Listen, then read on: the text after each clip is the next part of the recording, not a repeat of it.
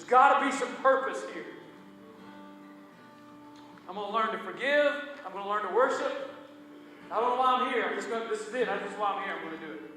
And then the last thing, and I think this is so powerful, is that we learn through evangelism. And here's what I mean by this.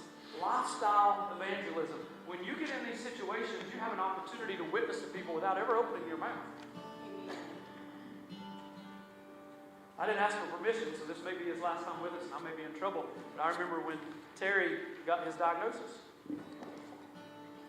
Terry and I had a conversation in his living room, and he told me, he said, Pastor Brad, he said, I've heard you talk about this person who was a friend of mine when I was a youth pastor, who was just a phenomenal woman. She had a terrible time. I remember visiting her in the hospital, her encouraging me because of her attitude and her love for Jesus and just her ability to speak life. And I remember, you've heard this story before, I walked out of the hospital room one day and she was so encouraging and it was so exciting. I told the nurses, I said, man, she's doing so good today. And she looked at me and she goes, no, she's not. She said, when she found out you were coming, she got up in the chair. She's not been out of her bed in like 48 hours and her fever today's 105. And I've told that story before, and Terry told me when he got his diagnosis. He said, I want to have that attitude. And he has. And that's probably because you learned what true worship is. He probably learned what true forgiveness is, because when you're facing something like that, what really matters? Good. Are our feelings and our pettiness so important to us? Or, God, I don't know why, but show me how I can honor you in this situation. And then you're going to find people want to know why you're that way. The last thing I want to tell you, I want to ask our worship team to come on. I wrote this just probably on Wednesday when I submitted this. But I said, this is going to be living in and experiencing worship and living out forgiveness will bring true evangelism in your life. And what I didn't put on that is by default. When you learn true worship and you learn true forgiveness by just living those two things out, the people that are around you are going to want to know why. I want so badly for you, for me. I want this for the entire church, not 180 Church, the church. But I really want it for you here at 180 Church. I want so badly for our lives to be so different that people can't help but notice the difference. I don't want to blend into the world. That is so easy and shallow. I don't want to be like everybody else. And that's not so anybody can see me. I want them to see Jesus. I want them to come to me and say, hey, doesn't so-and-so go to your church? Currently, the pastor hears that and is like, I don't know. Tell me why you're asking.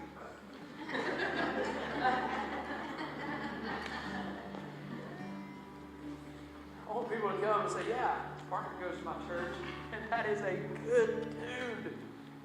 And my response to that is usually, that's a godly dude. You see it as good, I know it's godly.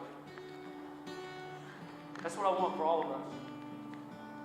And people want to follow that. And if you're that way, you know where you're leading to, right? The cross. To Jesus. Will you stand?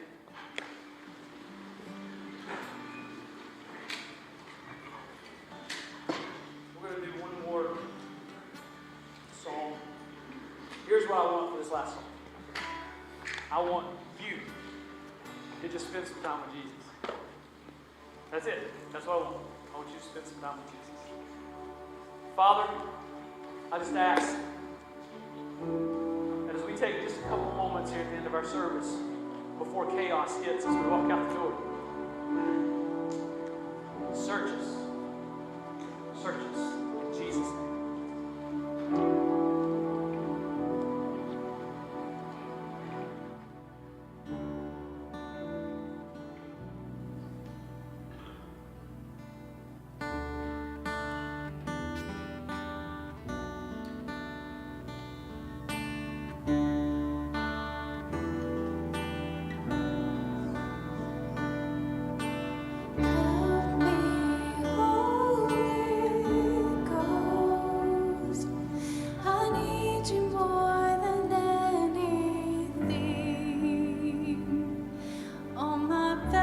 best ideas are yours.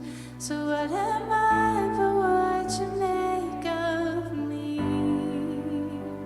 So help me, God, breathe on my weakness, for all I want is to be like Jesus. And I don't have much, but what I have is yours to use. So make my whole life your abode.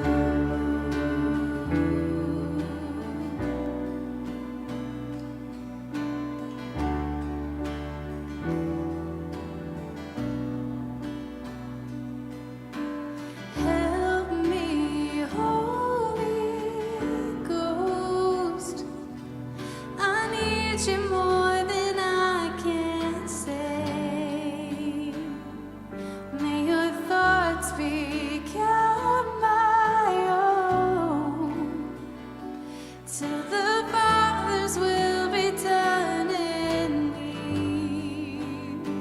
So help me, God, breathe on my weakness, for all I want is to be like Jesus. And I don't have much, but what I have is yours to use. So make my whole life your abode.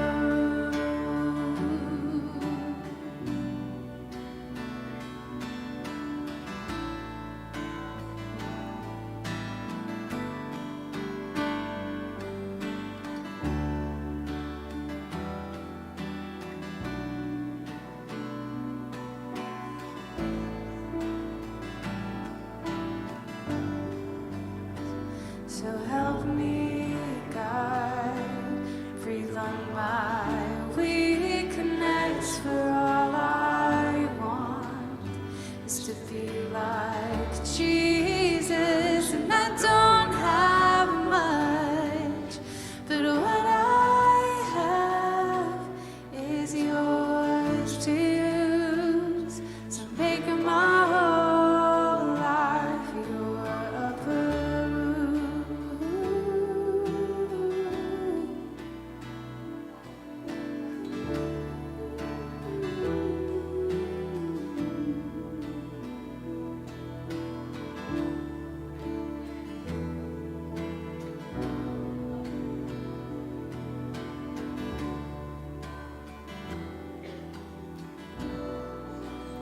Father, we ask you today that your Holy Spirit would minister to every person. Father, I pray that you would challenge and commission them to live for you in this life regardless of any circumstances.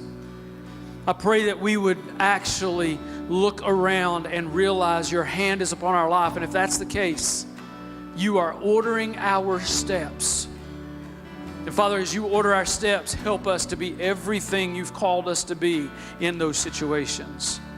God, I pray for every person here, maybe those that are having a difficult time, that just needed that encouragement.